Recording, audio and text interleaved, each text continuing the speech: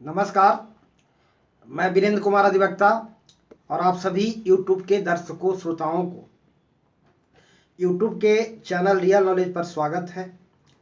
और आज मैं पुनः आप लोगों के समक्ष पूर्व की भांति इस चैनल पर एक संक्षिप्त चर्चा लेकर हाजिर हूँ।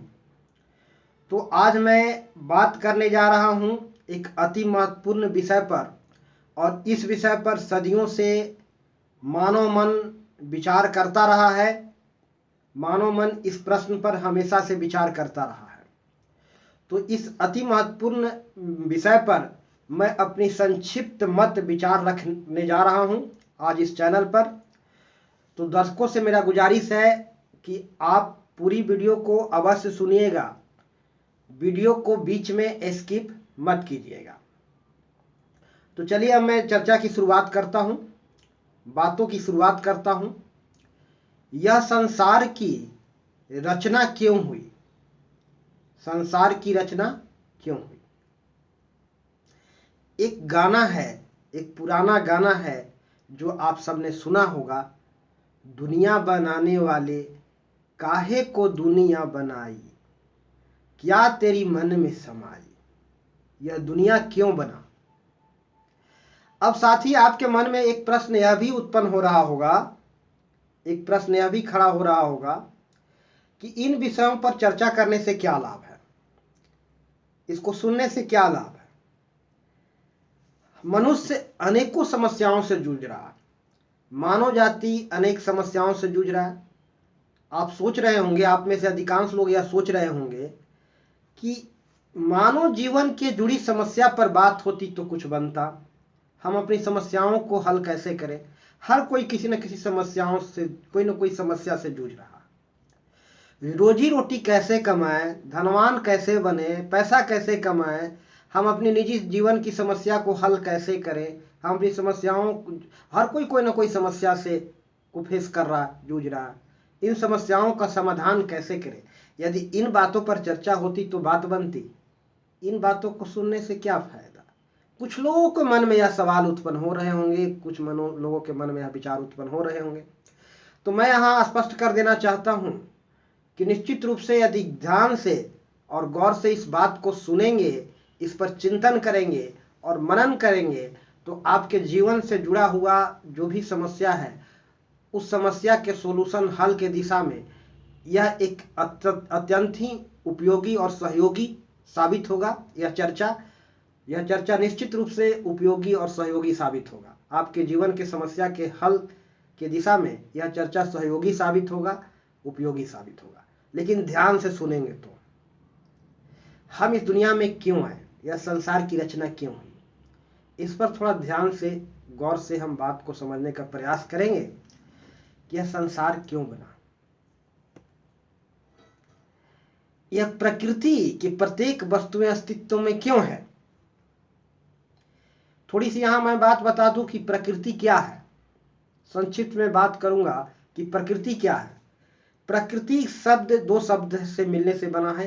प्रकृति में प्र और कृति दो शब्द जुड़े हुए हैं। प्र उपसर्ग है। प्र का मतलब होता है प्राथमिक, प्राथमिक, और कृति का मतलब किया हुआ, बनाया हुआ।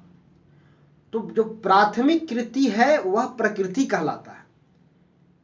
फिर उससे जो वस्तुएं बनती हैं वह विकृति आ जाती है, बहुत सारे वस्तुएं उससे बन जाती हैं। जो प्रथम कृति है, यानी पहला जो किया हुआ है, हमारा स्वभाव प्राथमिक कृति है, प्रारंभिक कृति। ग्रह, नक्षत्र, सूर्य, तारे, आयु, अग्नि सब प्रकृति है, क्योंकि ये प्राथमिक कृति है। प्रकृति का शाब्दिक अर्थ है प्राथमिक कृति। तो जो जिस मूल रूप में है वह प्रकृति है। बच्चा जब जन्म लेता है, बच्चा जब जन्म लेता है तो जन्म के बाद कुछ वर्षों तक वह नेचुरल जीता है, बिल्कुल नेचुरल जीता है। लेकिन फिर धीरे धीरे बाद में शिक्षा और संस्कार के नाम पर उसके दिमाग में महज भ्रम और वहम भर दिए जाते हैं। सिर्फ भ्रम भर दिए जाते हैं, वहम भर दिए जाते हैं। शिक्षा और संस्कार के नाम पर उसके एक अलग दृष्टिकोण बन जाता है, अलग नजरिया बन जाता है। अनेक विचारधाराओं से, अनेक धारणाओं से वह शिकार हो जाता है। अनेक धारणाएं उसके दिमाग में भर दिए जाते हैं और यह धारणाएं, अवधारणाएं, दृष्टिकोण, नजरिया कि फिर वह गुलाम बनकर जीता है, वह उसका गुलाम बनकर जीता है। तो शिक्षा और संस्कार के नाम पर धीरे धीरे उसके अंदर महज भ्रम भर दिए जाते हैं, वहम भर दिए जाते हैं और फिर यहीं से समस्या उत्पन्न होता है। यही महज भ्रम और वहम के कारण जीवन में समस्या उत्पन्न होता है। शुरुआती दिनों में वह नेचुरल जीता है, बिल्कुल नेचुरल जीता है, लेकिन धीरे धीरे जैसे जैसे बड़ा होने लगता है उसे शिक्षा दी जाती है, संस्कार दिए जाते हैं। शिक्षा और संस्कार के नाम पर उसके अंदर वहम भर दिए जाते हैं, भ्रम भर दिए जाते हैं और ये भ्रम के कारण ही फिर वह उसका जीवन में समस्या उत्पन्न होती है। जो जीवन पर्यंत अनवरत वह समस्या कायम रहता है, जिससे वह जूझते रहता है।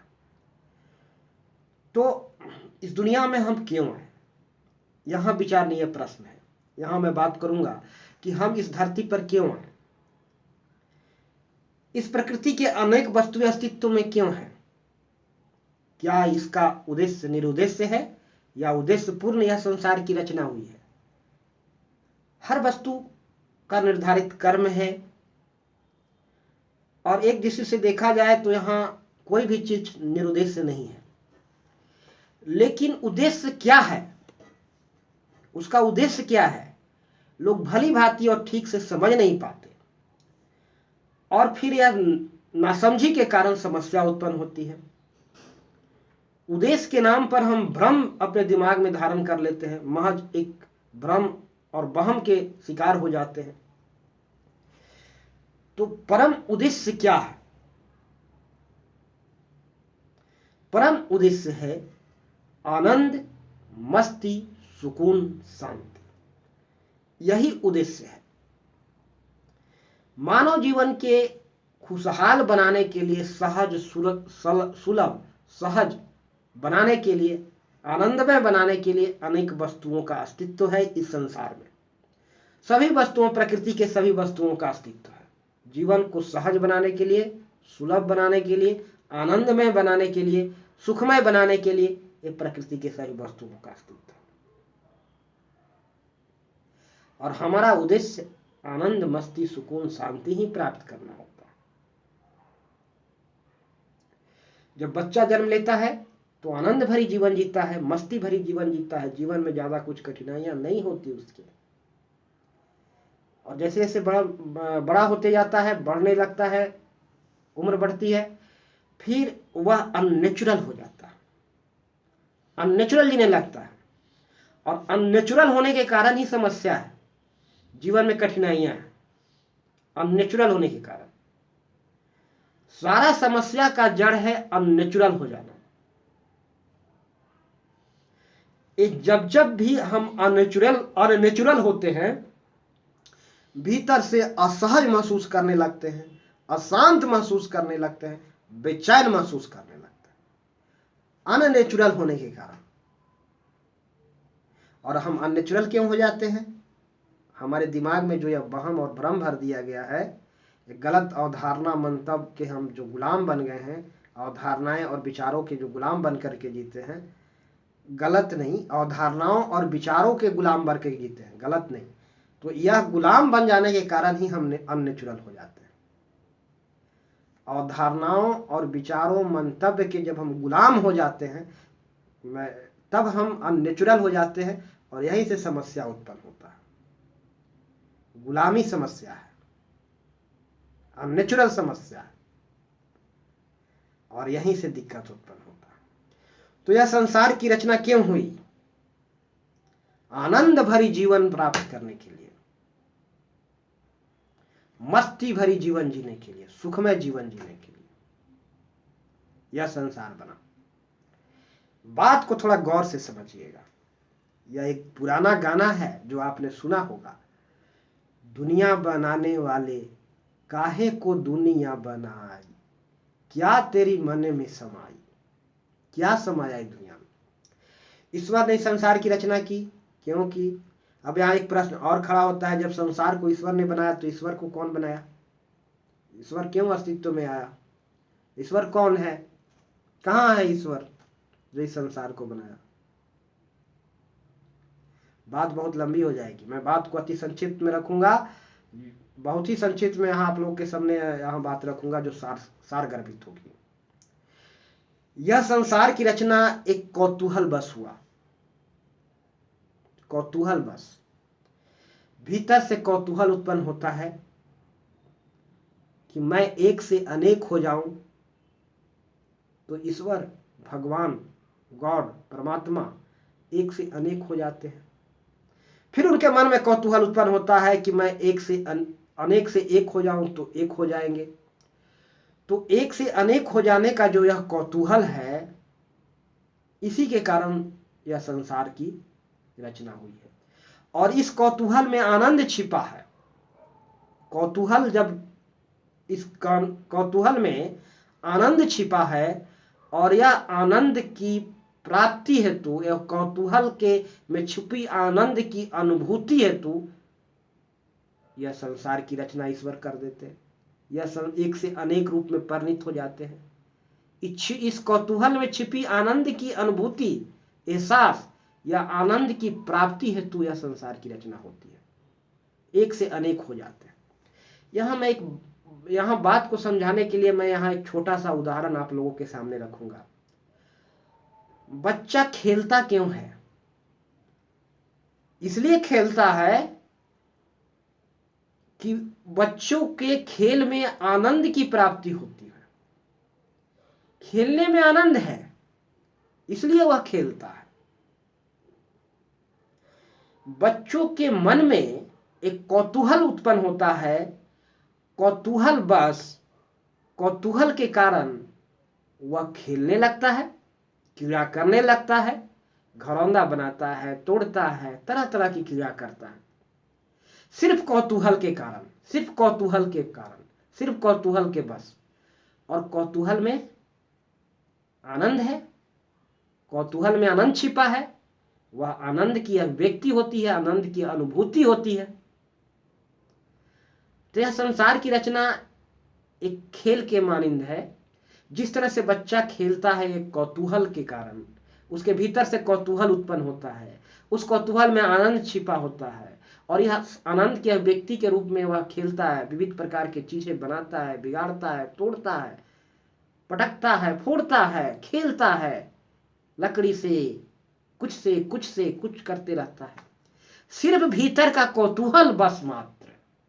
और इस कौतूहल में उस आनंद छिपा है और इस खेल में उसे आनंद प्राप्त हो रहा है और इस आनंद की अनुभूति करने के लिए मात्र वह खेला खेलता है, वह खेल खेलता है, वह क्रीड़ा करता है बच्चा। ठीक उसी प्रकार यह संसार की रचना कौतूहल बस हुई है और आनंद की अनुभूति है, आनंद छिपा है इस कौतूहल में और इस आनंद की अनुभूति प्राप्त होता है, इस आनंद की एहसास होता है और यह खेल खेलने में आनंद की अभिव्यक्ति, आनंद की अनुभूति होता है। यह संसार रूपी रचना का खेल खेलने में आनंद की अनुभूति होता है। यह संसार के रचने के में खेल की अनुभूति, आनंद की अनुभूति होता है। बस इसी आनंद को प्राप्त करने के लिए संसार की रचना हुई है, मात्र कौतूहल बस, और दूसरा कुछ उद्देश्य नहीं है। तो यह संसार के नीचे हम सबका जीवन का उद्देश्य, अंतिम उद्देश्य, परम और चरम उद्देश्य आनंद की प्राप्त करना है। इसीलिए संसार बना, आनंद, सिर्फ और सिर्फ आनंद की अनुभूति, इसलिए संसार की रचना हुई।